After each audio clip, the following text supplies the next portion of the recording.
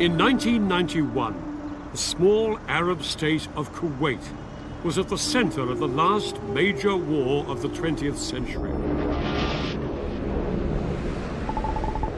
Saddam Hussein's Iraq had invaded Kuwait, putting nearly half the world's oil within his reach. Virtually everyone agreed he had to be stopped.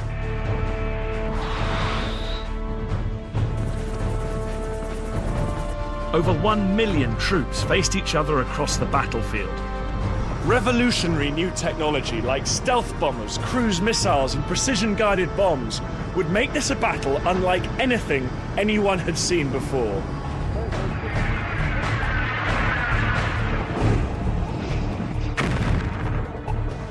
I'll be getting to grips with some of the challenges faced by the men and women on the front line in this new era of warfare. And I'll show how the commanders chose their tactics in a war dominated by cutting-edge technology and ruthless political calculation. With his seizure of Kuwait, Saddam Hussein threatened to hold the whole world to ransom. He warned that the fight that would follow would be the mother of all battles. Everything would now depend on the outcome of Operation Desert Storm, the battle for Kuwait.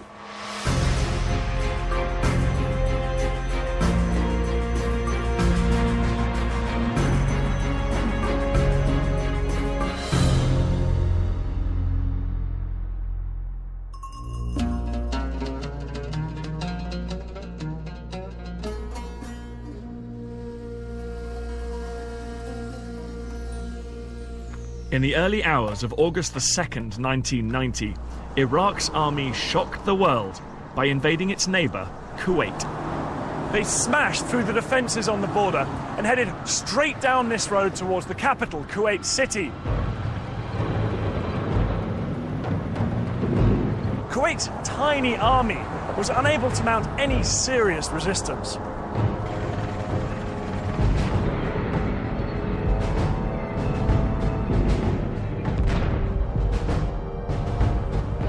Thousands of Iraqi troops were soon swarming through the capital.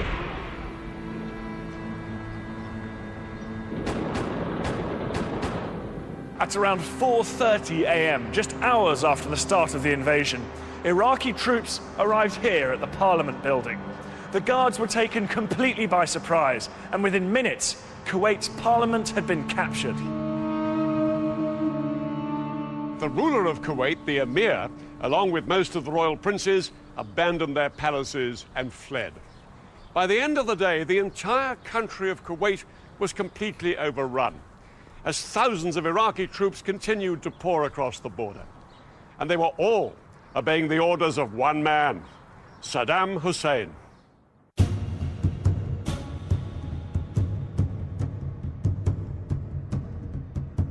Saddam Hussein was the president of Iraq and a brutal dictator. For 11 years, he had enforced a violent regime that murdered and tortured without hesitation.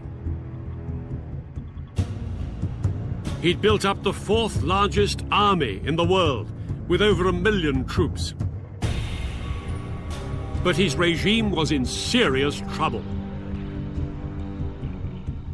Not least because an 8-year war with his neighbor Iran had left him with a mountain of debt.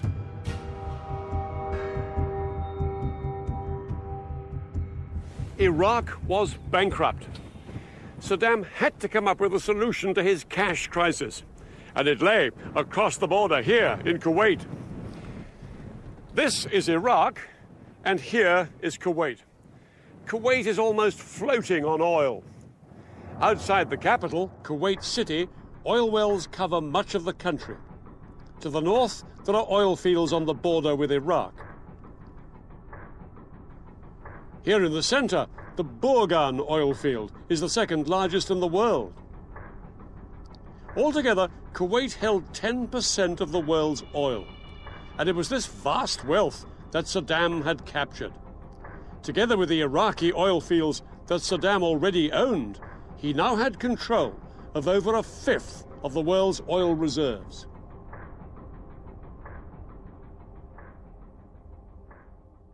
Saddam gambled that Western leaders did not have the stomach for a Middle East war and would have to accept his occupation of Kuwait. But he was in for a rude shock. This will not stand. This will not stand, this aggression against Kuwait. What has happened is a total violation of international law. Please raise their hand. The United Nations condemned the invasion and called on Saddam to withdraw his troops from Kuwait. But far from withdrawing, there were signs that he might be planning something even bigger. Thousands of Iraqi reinforcements were moving into Kuwait. Some set up defensive positions along the coastline. But most worrying for global leaders was the large number of troops and tanks driving right down through the country and massing on its southern border. The question was, would they stop there? 200 miles south of the border was the richest concentration of oil wells in the world. The oil fields of Saudi Arabia. The Saudi army was small. If Saddam chose to attack now, there was nothing to stop him. If he seized Saudi Arabia's wells, he would control nearly half the world's oil. President Bush Sr. and British Prime Minister Margaret Thatcher were determined to stop him. They were convinced that the only way to protect Saudi Arabia and its oil was to put US and British troops in on the ground. But there was a huge problem. Saudi Arabia is the spiritual home of Islam. It contains the cities of Mecca and Medina, the most holy sites in the Muslim world. Its royal family ran the country according to strict Islamic laws. Any attempt to fly in tens of thousands of troops from the non-Muslim armies of Britain and America was a political minefield.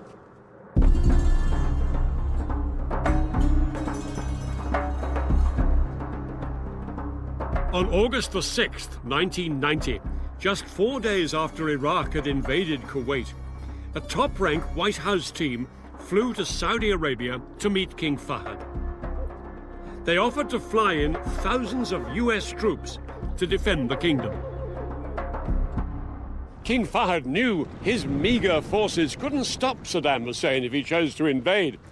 And so, despite the risk of huge anger from devout Muslims, he immediately gave the Americans the invitation they wanted.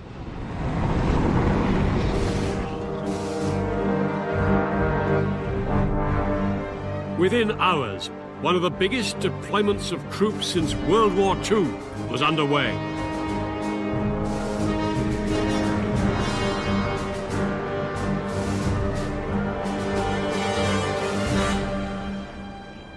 More than 250,000 American and British troops from bases in the US and Europe headed for the deserts of the Middle East.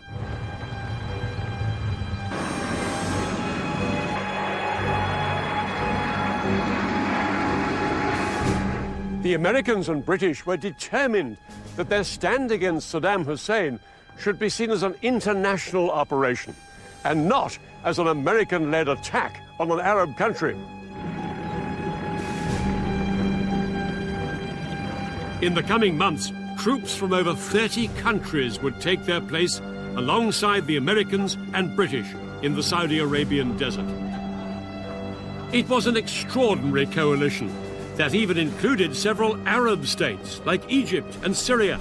But it was the Americans that dominated. The man in charge was called General Norman Schwarzkopf. He was a giant of a man with a keen intellect. He also had a fiery temper, and he set the tone with one of his first public comments about Saddam Hussein. If he dares come across that border and come down here, I'm completely confident that we're going to kick his butt when he gets here. Schwarzkopf was a tough talker, but he knew he faced a mammoth task.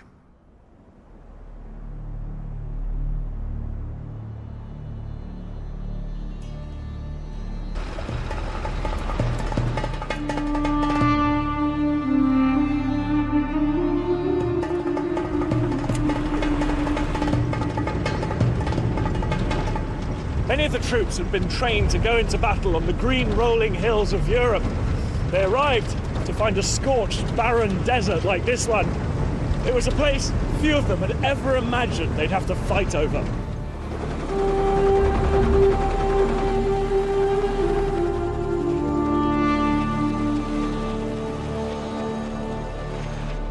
The sand clogged their engines, they got in their food, and no one was even sure it was stable enough to take the weight of the big American combat vehicles.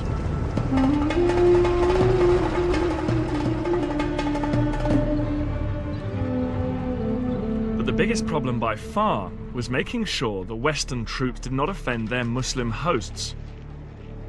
Even apparently innocent behavior, like female American troops wearing short sleeves, could cause huge offense in a country where women are expected to cover up completely.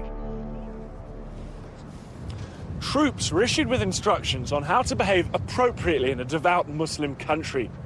US Army chaplains were even renamed morale officers so as not to cause offence, but it remained a fragile coexistence.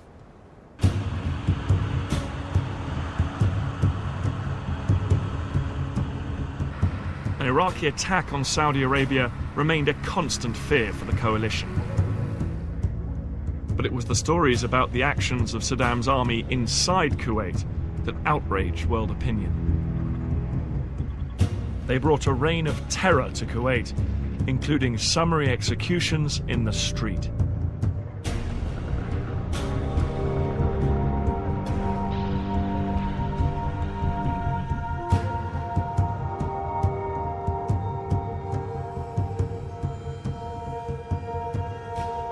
Saddam's men were looting shops, houses and factories across the city.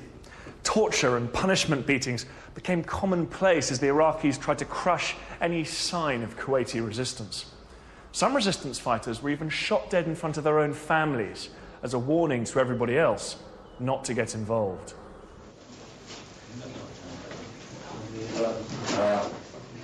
Western civilians living in Kuwait and Iraq had been rounded up and taken to Baghdad as hostages.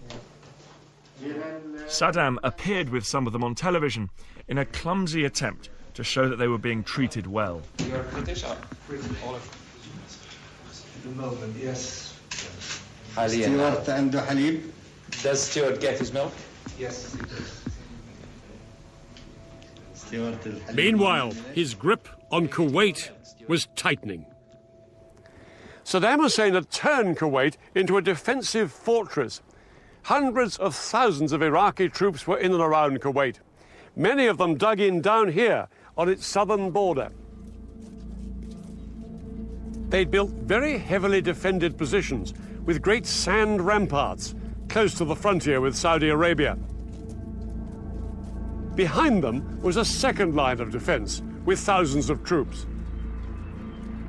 And then about 100 miles further back, just inside Iraq, were Saddam's elite troops, the Republican Guards, waiting in reserve.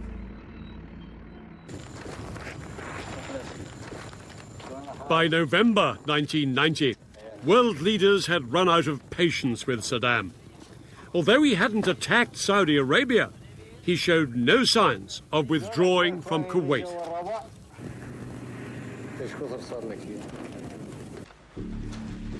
So the UN Security Council passed a new resolution that changed the coalition's mission dramatically. 12 votes in favor, 2 votes against, 1 abstention. No longer would the coalition just defend Saudi Arabia. If Saddam's troops had not withdrawn from Kuwait in 6 weeks, the coalition would attack and force the Iraqis out. The countdown to war had begun.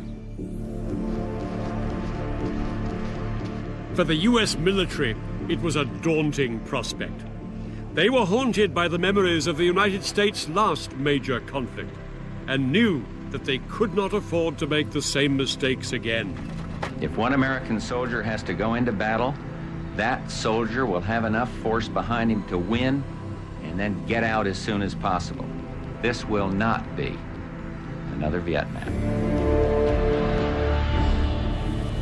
But Saddam was determined that that was exactly what it would be.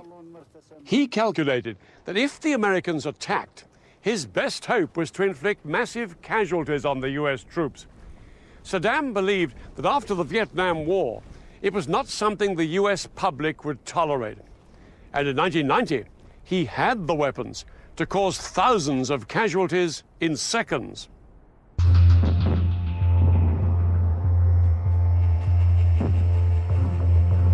Just 2 years earlier, in March 1988, the Iraqi army had attacked a Kurdish village in northern Iraq, using a mixture of mustard gas and the nerve agent sarin. 5,000 people were killed, and thousands more suffered terrible injuries.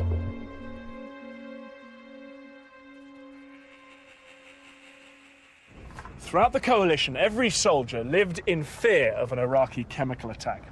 Day after day, they practiced the drills that would save their lives if nerve gas was used against them.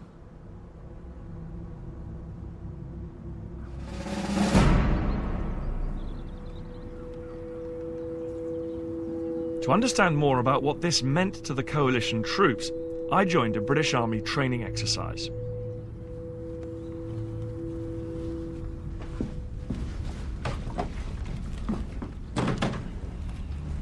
My job was to help unload equipment until the instructor launched a gas attack drill.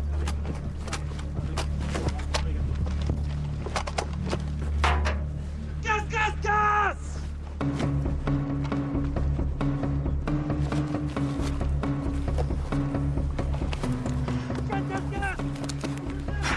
Gas, gas, gas! 9 seconds, come on. Think about the drills. Okay, let's go, well done. If a soldier couldn't get their mask on this quickly in a real attack, the gas could be lethal. Come on, 2 minutes, let's go. I then had to carry on with my task, exactly like the troops would in a combat situation. Come on, work hard, well done. Come on, really gotta get through. Come on! Come on!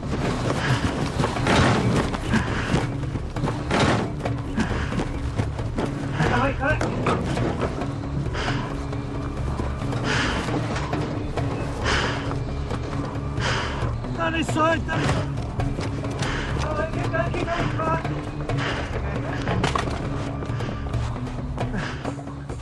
But gas masks make it impossible to breathe properly, as I was finding out. Excellent, good, well done, well done. I can't actually speak.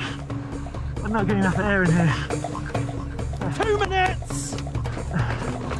Come on, well done, well done. That one there. That one there. Down this side, let's go. Excellent, good, well done. Stop! Stand still. Unmask. Come on, that's good. Good, well done.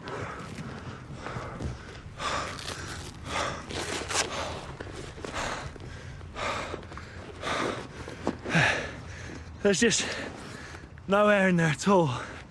And the idea of fighting something like a battle under those conditions is absolutely unimaginable, and that's a lot harder than what I was just doing there, those shuttle runs. The idea of spending hours on hours in this get-up, charging across hills, is extraordinary.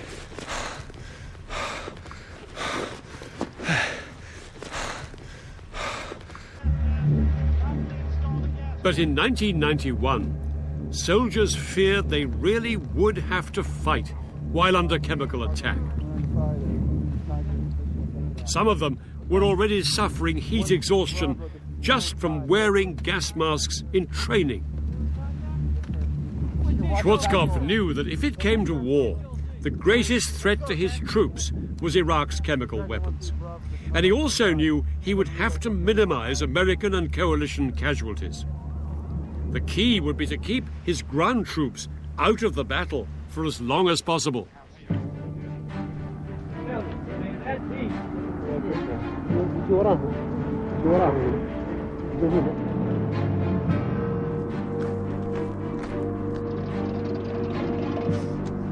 Schwarzkopf's plan was to launch a colossal air attack on Iraq itself and on its forces on the ground, to try and force Saddam to abandon Kuwait. But if this didn't persuade Saddam to leave, Schwarzkopf knew that he would have to take a far more risky step. He'd have to order his forces to fight their way into Kuwait. And some of the experts predicted that this would cost thousands of American lives. His strategy would call upon the full might of the United States Armed Forces. More and more of the world's most sophisticated aircraft, tanks, and weapons were arriving in the Gulf. And 6 American aircraft carriers with over 400 planes would be positioned within striking distance of Iraq and Kuwait.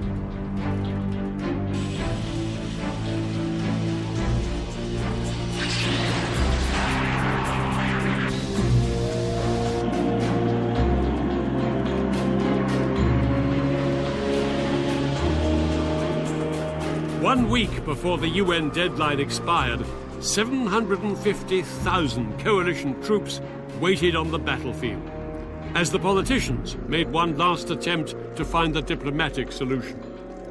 The US Secretary of State, James Baker, met Iraq's Foreign Minister, Tariq Aziz, in Geneva. Both men knew that tens or even hundreds of thousands of lives were at stake. And James Baker warned the Iraqis not to use chemical weapons, reminding them that America had nuclear bombs. But 7 hours of talks ended in failure. If Iraq should choose to continue its brutal occupation of Kuwait, Iraq will be choosing a military confrontation which it cannot win and which will have devastating consequences. But Saddam remained as defiant as ever and promised his people a great victory. He warned that the Americans depended too much on technology. He boasted that Iraq could rely on the bravery and experience of its soldiers. Their faith would defeat the enemy. At midnight on January the 15th, 1991, the UN deadline expired. Across the world, people watched and waited. Everybody knew it was just a matter of time before the war began.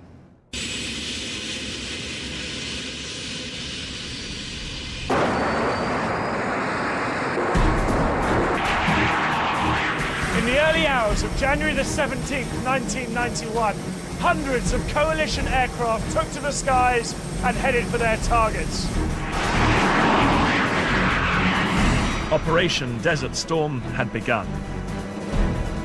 British RAF pilots in low-flying Tornado aircraft carried bombs designed to crater Iraqi runways. The Americans' first target was Iraq's capital. From the rooftops of Baghdad, 3,000 anti-aircraft guns fired into the night. Flying straight into this wall of fire were 8 American bombers. They were so sophisticated that the Saudis had nicknamed them Ghosts. The F-117 stealth bomber was designed to be invisible to radar. But this was its first test in major combat. The stealth's first target was the main communications tower in Baghdad. At exactly 3 a.m., the pilot in the lead aircraft pushed the button and a 2,000-pound laser-guided bomb descended on its target.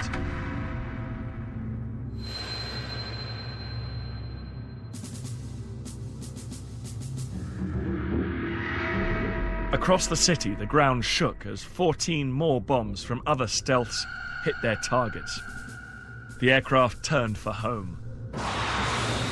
Cruise missiles launched from US warships knocked out the power stations and plunged the city into darkness. The air campaign, unleashed by the coalition against Saddam's Iraq, was codenamed Instant Thunder. It was the most powerful and focused use of air power in the 20th century. On the first night, coalition aircraft flew over 1,000 sorties. They hit power stations, radar and communication networks, airfields, and chemical weapons facilities. The aim was first to gain control of the skies above Kuwait and Iraq, and destroy Saddam's ability to coordinate his forces, and then to target the forces themselves.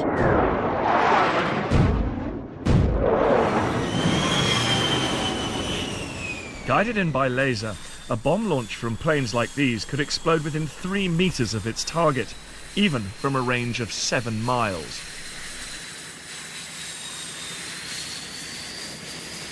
The bombing campaign had badly damaged Iraqi radar stations and gave Iraqi pilots little chance to respond.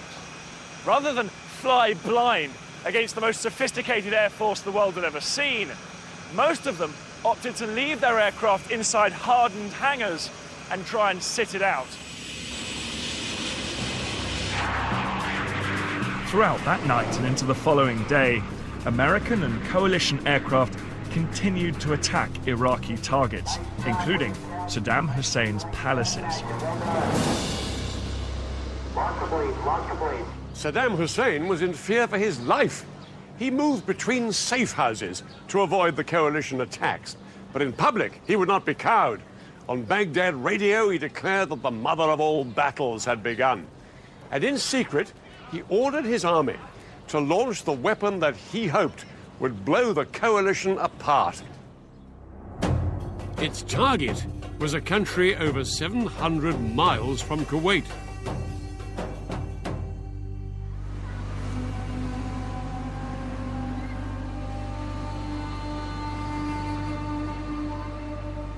At 2 a.m. on January the 18th, 1991, air raid sirens sounded across Israel.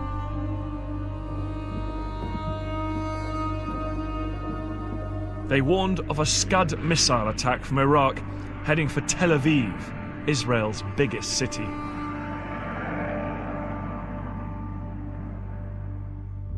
Moments later, the first Scud hit this factory near a housing estate in a residential suburb of the city.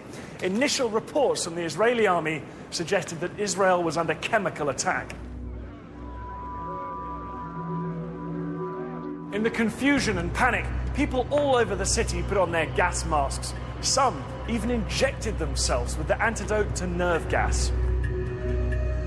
Saddam Hussein's attack on Israel was an act of ruthless calculation.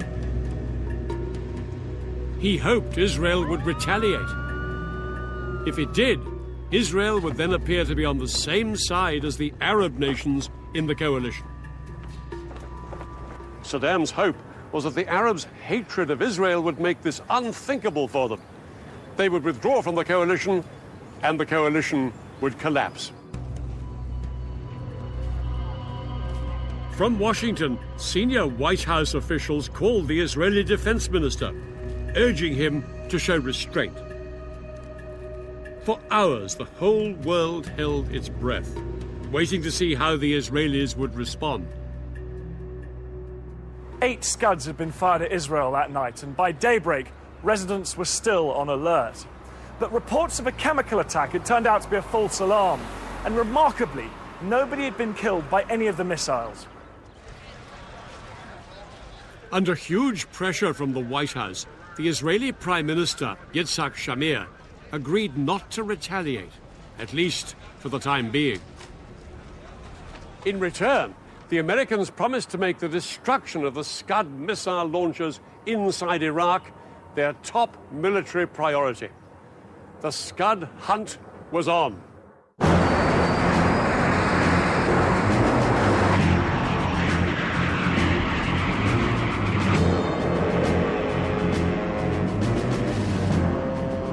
Coalition aircraft began flying around the clock, searching thousands of square miles of empty desert, hoping to spot Iraq's estimated 20 mobile Scud launchers and then destroy them. For the American commander, General Schwarzkopf, it was a tough challenge. Finding the mobile launchers is like finding a needle in a haystack, as you can well imagine. Scuds continued to hit Israel, and Washington ordered Schwarzkopf to step up the search. By the 24th of January, 40% of the coalition's air sorties were diverted to Scud hunting, and special forces like Britain's SAS were sent into Iraq to try and destroy the launchers from the ground.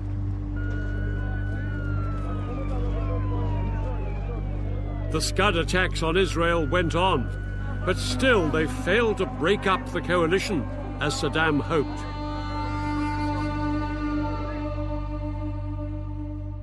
In a further attempt to weaken public support for the war, British pilots John Nichol and John Peters, shot down on the first night, were paraded on Iraqi television. They had been tortured and were forced to denounce the war. I think this war should be stopped so we can go home. I do not agree on this war with Iraq. The pictures provoked condemnation across the world and only inflamed Western public opinion against Saddam. Saddam was unable to prevent the air campaign systematically destroying his army. So 2 weeks after the air war began, he ordered an attack that would force the Americans into the risky ground combat they wanted to avoid.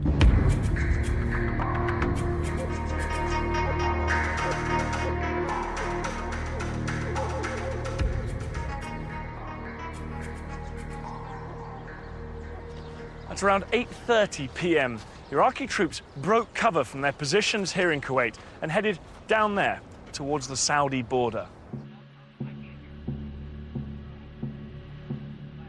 Their movement was watched by an unmanned American spy plane, feeding pictures back to its operator. What do we have here? Crow. Let's see what they are. Man, this is something. Here we go. Closer, closer. And 2,253 hours. They've crossed the border. Crossed in Saudi Arabia. King Fahd's going to be pissed. Fahd baby's going to be pissed. He's going to be hot. The coalition had complete control of the skies over Kuwait, but not a single aircraft was close enough to stop the Iraqis. Where's our air? This is ridiculous. Frickin' bomber couldn't ask for any better target than that. The Iraqis took the coalition by surprise. They met little resistance and seized the Saudi town of Khafji, about 10 miles down the road. Go for it. Yeah.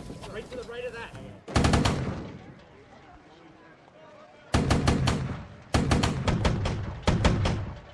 Troops from America, Qatar and Saudi Arabia now had to fight their way into the city to regain control. Arm this missile, I'll shoot it down range. Take that bad boy out.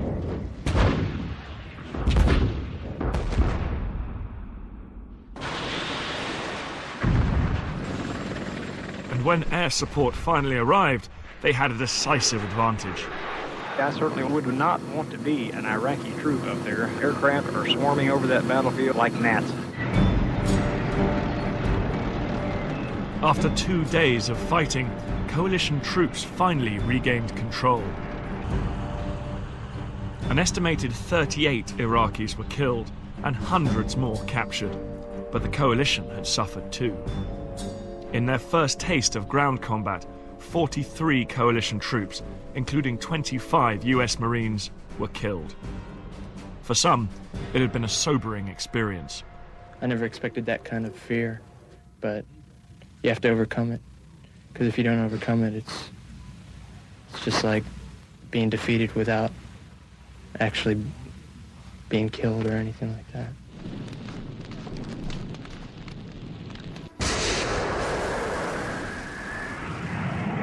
But with Khafji back in coalition control, world attention turned once again to the air campaign, which was now in its 4th week.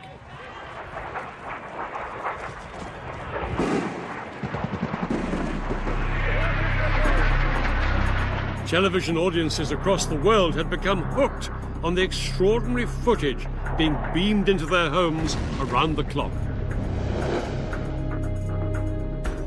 It was all part of the public relations war. After their experiences in Vietnam, American commanders knew that unfavorable coverage might damage public support for the war. So they carefully managed what was actually seen by the watching world. Splash. That was an excellent splash.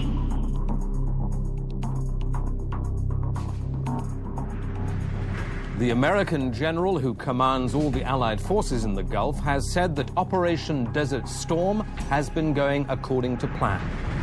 The aim was to portray the war as clinical and bloodless, with so-called smart bombs making surgical strikes. I'm now going to show you a picture of the luckiest man in Iraq on this particular day.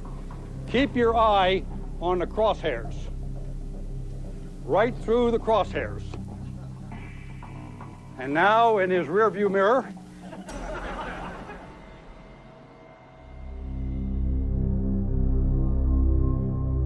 but the laughter was about to end. In the early hours of February the 13th, 1991, 2 stealth bombers flew towards the Al Amariya bunker in the suburbs of Baghdad on what was supposed to be a routine mission. Shortly after 4:30 a.m., they released 2 laser-guided bombs. Exactly as planned, the bombs dropped down a ventilation shaft and exploded deep inside the bunker to maximize destruction. The trouble was, it was packed with over 400 civilians. American criminals! Why? For what the war? For what the war? Hundreds had been killed, many of them children. Pictures of the disaster were broadcast around the world. I miss my wife and my children. It's not fair. Nobody says something to stop this massacre. It was a terrible mistake. Coalition air planners had believed that the Al Amariya bunker was being used by Iraqi commanders, not civilians. These images of so many dead civilians and their distraught relatives shattered the myth that this was a bloodless war, and it forced Schwarzkopf to curtail the bombing of Iraqi cities for fear of causing more civilian casualties.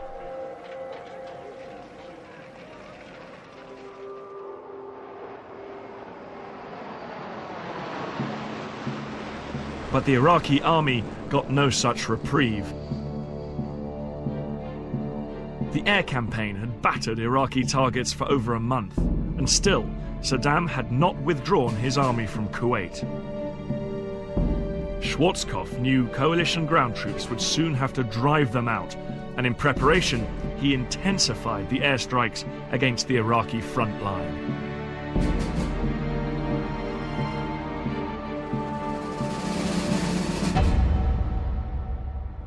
There was nothing smart about this bombardment. Old-fashioned planes, like the giant B-52s that had flown over Vietnam, dropped old-fashioned explosives and napalm on the Iraqi positions. When a canister of napalm hit the ground, it exploded in a mass of burning jelly, which incinerated anything it touched and sucked the air out of everyone's lungs within 50 meters. Coalition airmen flew around-the-clock bombing missions attempting to destroy 50% of the Iraqi armor. We're trying to get ready for the ground troops to go in. So we're really trying to hit them hard in order to clear it out for the ground troops. We send out 300, 400, 500 bombs a day. Some of them weigh 1,000 pounds apiece, so it's unreal the tonnage going out here.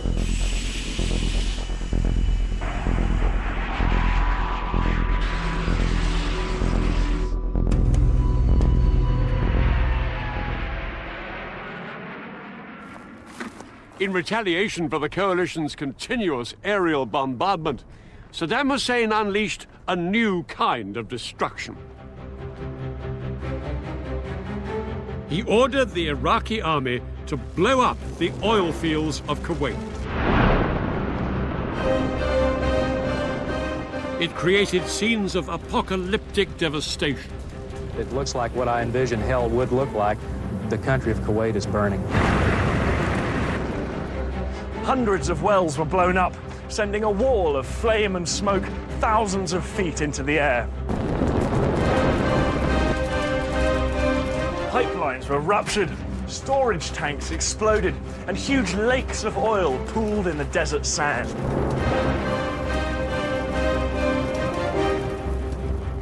Choking black clouds filled the air, and day turned to night as the smoke blocked out the sun.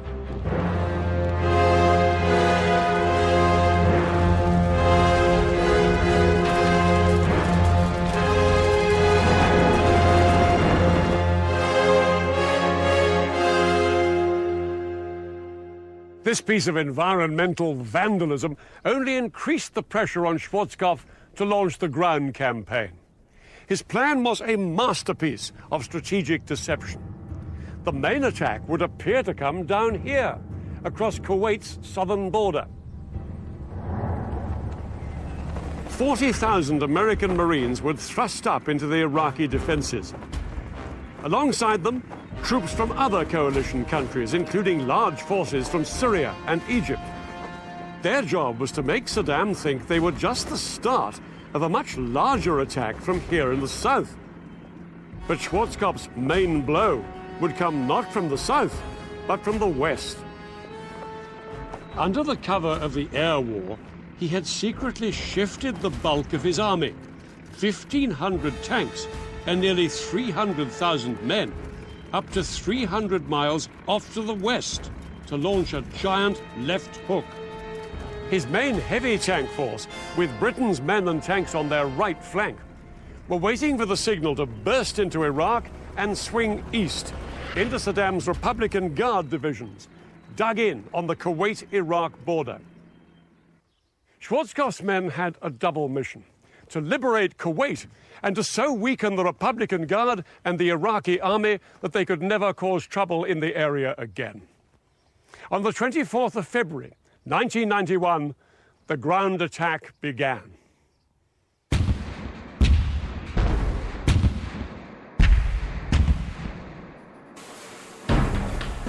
Out in the Gulf, the big guns of the US warships began a massive artillery barrage onto the Kuwaiti coastline.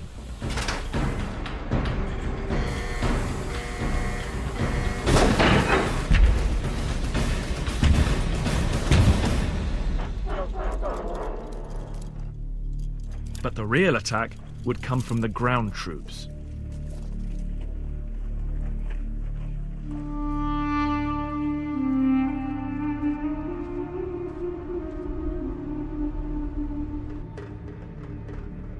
And the first to go in would be the US Marines. This is it. Have fun. Got an American flag in this pack right here we're going to raise in Kuwait. The Marines had to bulldoze gaps in huge banks of sand like this one so the tanks and artillery could advance.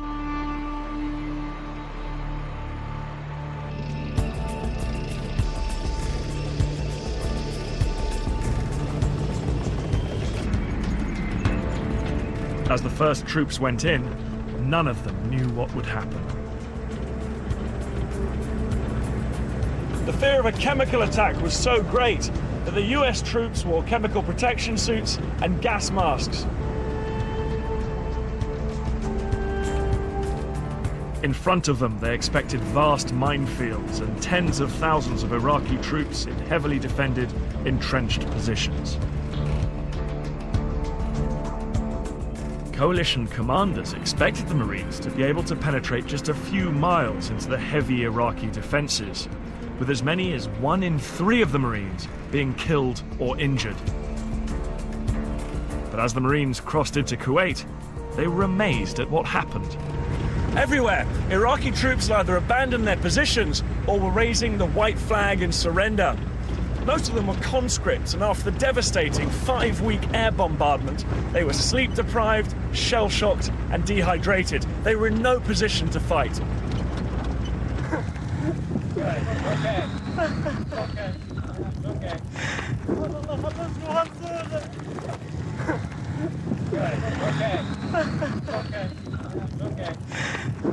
All right. Hey, let's go! Get up here! The Marines continued forward into Kuwait. There was little resistance, and nearly everywhere their progress was unopposed. Right now, I feel sorry for the people that are remaining on the enemy side because we're going to wipe them out. It's just a matter of time. The Marines were scoring a major success in their thrust up here into Kuwait, almost too successful.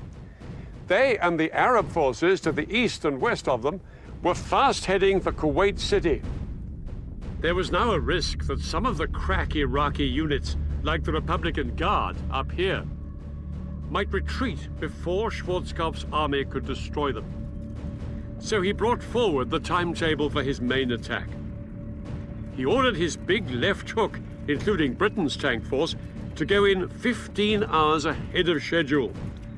The British would go for Kuwait, and the US tanks would head for the Republican Guard.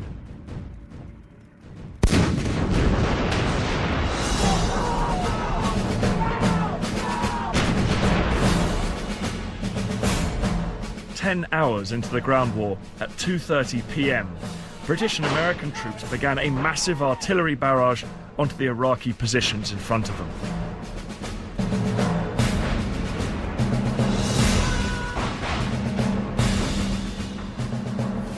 One of their key weapons was the multiple launch rocket system.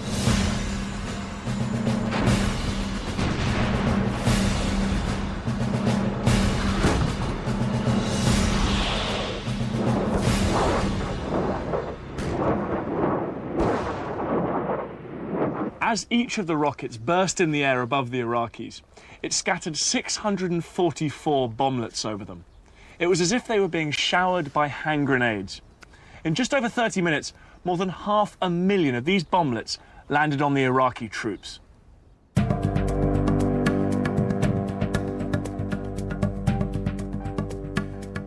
As the artillery died down, more than 150,000 coalition troops and over 1,500 tanks began their advance.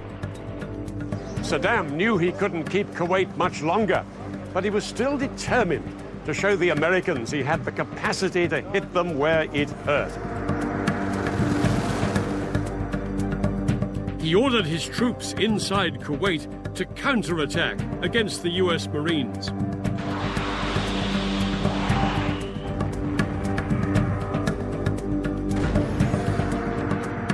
But they couldn't match the Americans' firepower, nor halt their relentless drive towards Kuwait City. However, Saddam still had one last sting in his tail.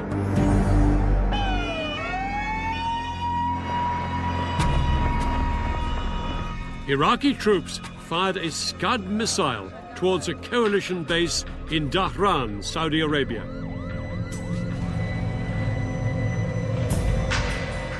The resulting explosion killed 28 Americans, and 100 were left wounded. These ambulances has to go up there.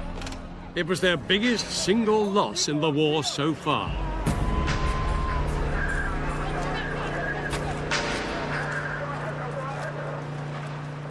Despite this incident, the British and American troops had to keep up the speed of their advance. Saddam's army was collapsing by the minute, and every minute counted if Schwarzkopf was to be able to destroy the bulk of Iraq's military equipment before it escaped.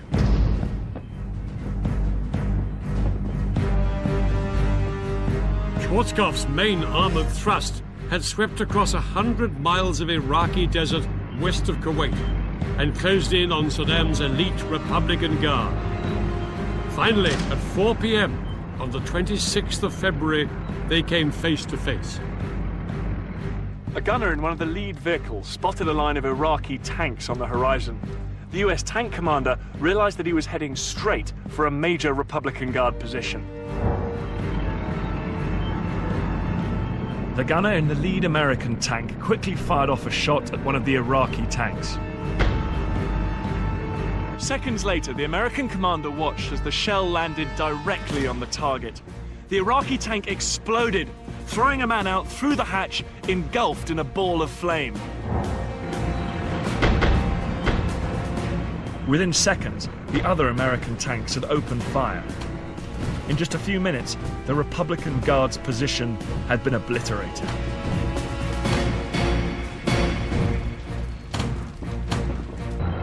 The Iraqi tanks had been utterly outgunned. The American tanks could score a hit on the move from over 2,000 meters away. Iraqi tanks were only accurate below 1,700 meters, and they had to be stationary. Within a couple of hours, over 50 Iraqi armored vehicles were destroyed, with few American losses. Throughout the night, the Americans pursued the Republican Guard. By daybreak, they'd smashed an entire division, leaving over 100 tanks and armoured vehicles smoking on the battlefield. The remaining Republican Guard divisions made a desperate retreat, and the Americans continued to hunt them down. It looked like the Americans now had the Republican Guard at their mercy. But something had happened inside Kuwait that would help save them from destruction.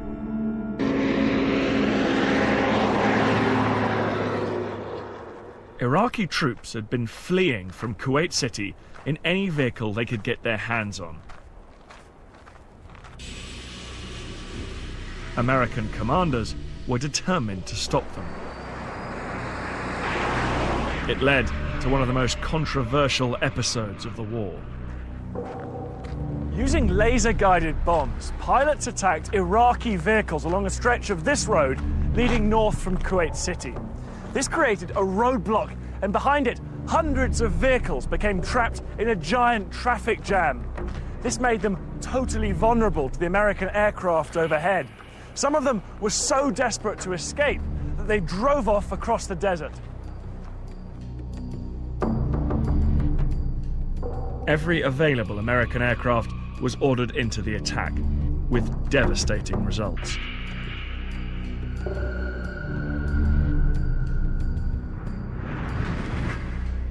For mile after mile, charred vehicles and human corpses littered the desert and choked the two main roads going towards Iraq.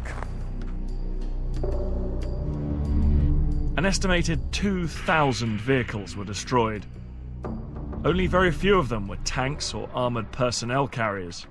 Most were civilian vehicles stolen by the Iraqi army as they fled Kuwait City. Nobody knows how many hundreds or thousands of Iraqis died in the attacks. The American leadership realized that pictures like these would soon be on television around the world, and they feared it would look like a massacre.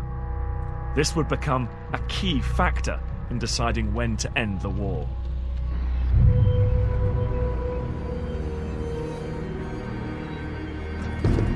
"36 hours later, coalition troops led by units from Kuwait's own army arrived in Kuwait City.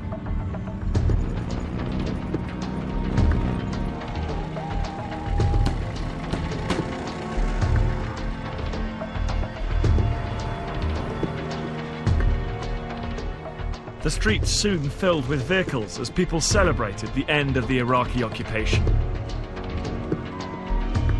Welcome in Kuwait.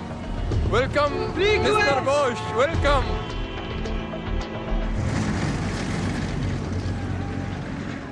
Alongside them were American troops, greeted as heroes, as liberators of a country that had been subjected to months of horror by the Iraqi regime.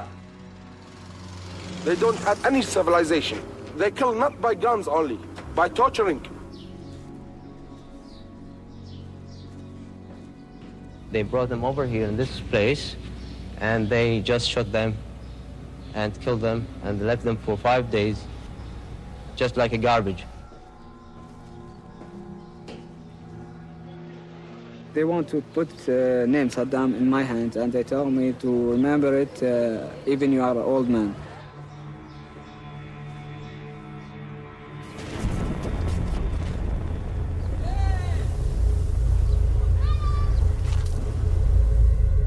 With the liberation of Kuwait, the main political goal of the war had been achieved. But the Republican Guard had not yet been destroyed. However, President Bush feared that continuing to bomb a retreating enemy might give the impression that America was behaving like a bully. And so, on February the 28th, 1991, Bush declared a ceasefire. I am pleased to announce that exactly 100 hours since ground operations commenced and 6 weeks since the start of Operation Desert Storm, all United States and coalition forces will suspend offensive combat operations. The Gulf War was over.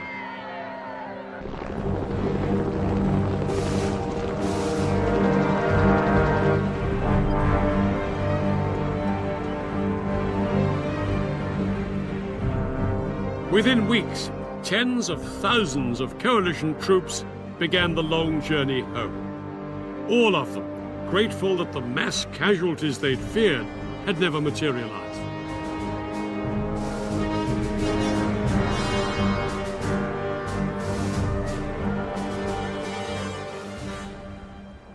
In total, 248 coalition troops were killed, far less than anyone had dared hope. Nobody knows how many Iraqis died, though some estimates put the figure at over 30,000, including 3,000 civilians. Despite the pre-war fears of the coalition, it had turned out to be one of the most one-sided battles in modern history.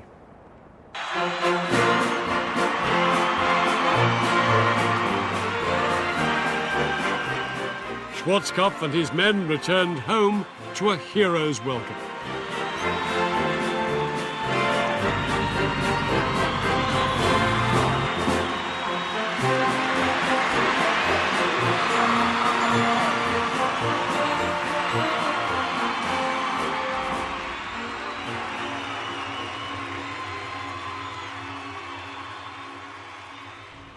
The Allies could have chased Saddam all the way to Baghdad, but they had no authority from the UN and no wish to become mired in Iraq.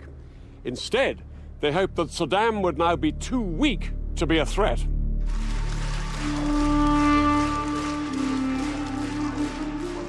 But Saddam's regime did not crumble as the Americans hoped. He crushed two uprisings that followed the end of the war and remained in power for another 12 years. Several thousand US forces remained in Saudi Arabia to keep watch on Saddam's army. Osama bin Laden has claimed that it was this presence of US troops in the Muslim Holy Land of Saudi Arabia that motivated him to launch a series of attacks against American interests. This culminated in the events of September the 11th, 2001. President Bush's son, George W. Bush, was now in the White House, and in response to the 9/11 attacks, he declared a global war on terror. As part of this war, he launched a US and British-led invasion of Iraq in 2003, which ousted Saddam Hussein from power. Thousands of British and American troops remain in Iraq to this day, dealing with the consequences. No one knows when they will return home.